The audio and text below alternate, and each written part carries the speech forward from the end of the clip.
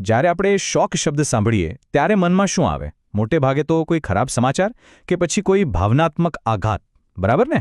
પણ તમને ખબર છે, મેડિકલ દુનિયામાં આ જ શબ્દોનો અર્થ બિલકુલ અલગ છે. એટલું જ નહીં, એ જીવન અને મૃત્યુ વચ્ચેની લડાઈ બની શકે છે. તો આજે આપણે બસ એ જ સમજવાના છીએ કે જ્યારે આપણું શરીર આવી કોઈ મોટી કટોકટીમાં ફસાય ત્યારે એની અંદર ખરેખર શું ચાલી રહ્યું હોય છે. ચાલો આને સમજવા માટે એક ઉદાહરણ લઈએ. કોઈ મોટા શહેરની કલ્પના કરો. ચારે બાજુ રસ્તાઓનું જાળું છે અને ટ્રક ટેમ્પો સતત દોડીને દરેક ઘર, દરેક દુકાન સુધી જરૂરી સામાન પહોંચાડી રહ્યા છે. હવે જરા વિચારો, જો અચાનક આખું ડિલિવરી નેટવર્ક જ ઠપ્પ થઈ જાય તો શું થશે? અફરાતફરી મચી જશે, બરાબર ને?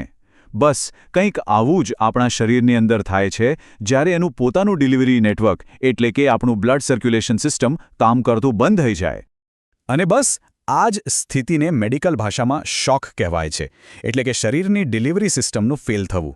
જ્યારે આપણા કરોડો કોષો સુધી લોહી દ્વારા ઓક્સિજન અને જરૂરી પોષક તત્વો પહોંચતા બંધ થઈ જાય ત્યારે આખી સિસ્ટમ ભાંગી પડે છે. અને હા, આ કોઈ નાની સૂની વાત નથી, આ એક ખૂબ જ ગંભીર મેડિકલ ઇમરજન્સી છે.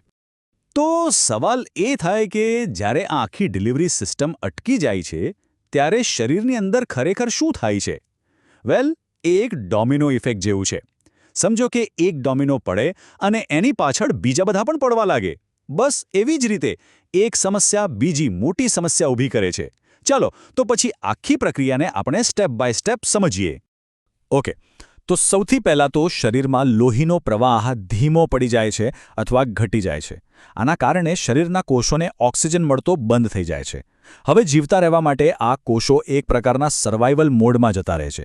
પણ આ સર્વાઇવલ મોડની એક સાઇડ ઇફેક્ટ છે, એ લેક્ટિક એસિડ જેવો ઝેરી કચરો પેદા કરે છે. હવે સામાન્ય સંજોગોમાં તો લોહી આ કચરો સાફ કરી લે, પણ અહીં તો લોહીનો પ્રવાહ જ ઓછો છે, એટલે આ ઝેરી કચરો શરીરમાં જમા થતો રહે છે અને આ ઝેર ધીમે ધીમે કોષોને નુકસાન પહોંચાડે છે. અને છેવટે મગજ, હૃદય, કિડની જેવા આપણા મુખ્ય અંગો પણ ફેલ થવા લાગે છે. પણ આપણું શરીર એટલી સહેલાઈથી હાર નથી માનતું. એ એકદમ સ્માર્ટ છે, એક ફાઇટર છે. જેવી આ કટોકટી શરૂ થાય ને, એ તરત જ સામે લડવાનું શરૂ કરી દે છે. આ જે પહેલો તબક્કો છે, જેમાં શરીર પરિસ્થિતિને કાબૂમાં લેવાની કોશિશ કરે છે, એને કમ્પેન્સેટરી સ્ટેજ કહેવાય છે. આ સ્ટેજમાં શરીર પોતાની બધી જ બેકઅપ સિસ્ટમ્સ ચાલુ કરી દે છે. હૃદય એકદમ ફાસ્ટ ધબકવા લાગે છે, જેથી જેટલું બને એટલું વધારે લોહી પંપ કરી શકાય. લોહીની નળીઓ સંકોચાય છે પ્રેશર વધારવા માટે. તમે જેમ પાણીની પાઇપ દબાવીને ફોર્સ વધારો છો, બસ એવું જ કંઈક. આ સિવાય અમુક ખાસ હોર્મોન્સ પણ રિલીઝ થાય છે જે શરીરમાં પાણી જાળવી રાખે છે અને એનર્જી માટે બ્લડ શુગર વધારે છે. આ બધી જ મહેનતનો એક જ ધ્યેય હોય છે, મગજ અને હૃદય જેવા આપણા સૌથી મહત્વપૂર્ણ અંગોને બચાવી લેવા. પણ સવાલ એ છે કે શરીરની આ લડાઈ ક્યાં સુધી ચાલી શકે? જો શોકનું જે મુખ્ય કારણ છે એને જ દૂર કરવામાં ન આવે તો ધીમે ધીમે શરીરની બધી શક્તિ ખતમ થવા લાગે છે, એની લડવાની હિંમત તૂટી જાય છે. અને પછી શરૂ થાય છે બીજો અને વધુ ખતરનાક તબક્કો. અને બસ અહીંથી આખી ગેમ બદલાઈ જાય છે. જુઓ, પહેલા સ્ટેજમાં તો શરીર પૂરી તાકાતથી લડી રહ્યું હતું. એ વખતે કદાચ બ્લડ પ્રેશર નોર્મલ જ હોય, પણ વ્યક્તિ થોડી બેચેન અને ચિંતિત દેખાય. પણ હવે બીજા સ્ટેજમાં શરીર હાર માનવા લાગે છે.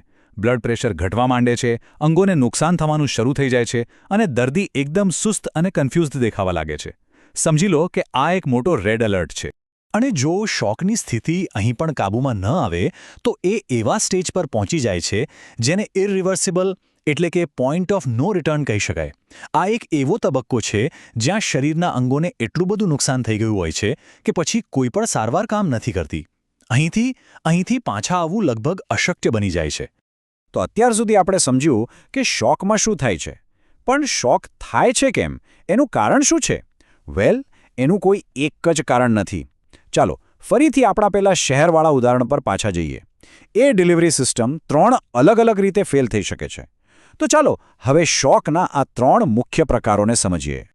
ઓકે, તો શોકના મુખ્ય 3 પ્રકાર છે. પહેલો છે હાઇપોવોલેમિક શોક. આમાં શું થાય? આપણી પાઇપો એટલે કે લોહીની નળીઓમાં પ્રવાહી જ ઓછો થઈ જાય છે. જેમ કે કોઈ ગંભીર ઈજામાં ઘણું બધું લોહી વહી જાય ત્યારે આવું થાય. બીજો છે કાર્ડિયોજેનિક શોક. આમાં પ્રોબ્લેમ પંપમાં છે, એટલે કે આપણા હૃદયમાં. હૃદય જ બરાબર લોહી પંપ કરી શકતું નથી. આવું મોટે ભાગે હાર્ટ એટેકમાં જોવા મળે છે. અને ત્રીજો પ્રકાર છે ડિસ્ટ્રીબ્યુટિવ શોક.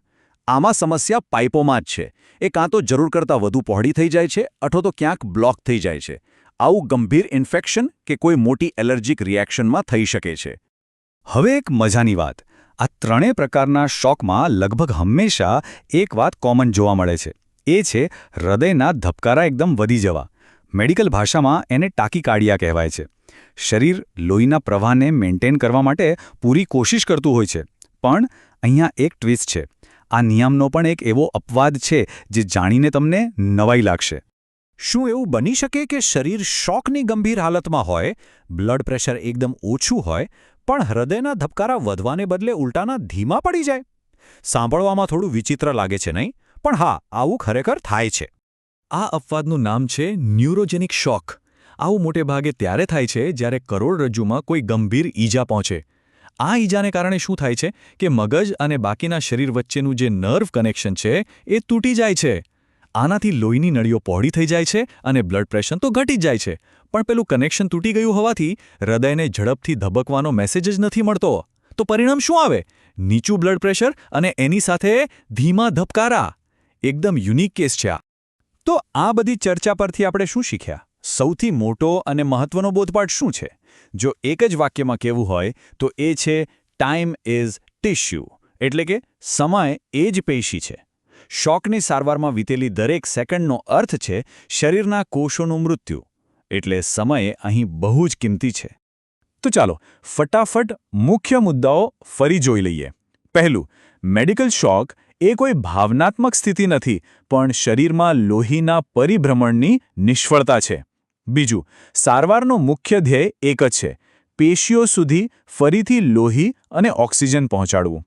ત્રીજું, શરૂઆતના લક્ષણો જેમ કે બેચેની અને ઝડપી ધબકારા એને ક્યારે અવગણવા નહીં, ભલે બ્લડ પ્રેશર નોર્મલ હોય. અને સૌથી અગત્યનું, શોક હંમેશા એક મેડિકલ ઇમરજન્સી છે, જ્યાં એક ક્ષણનો વિલંબ પણ જીવલેણ બની શકે છે.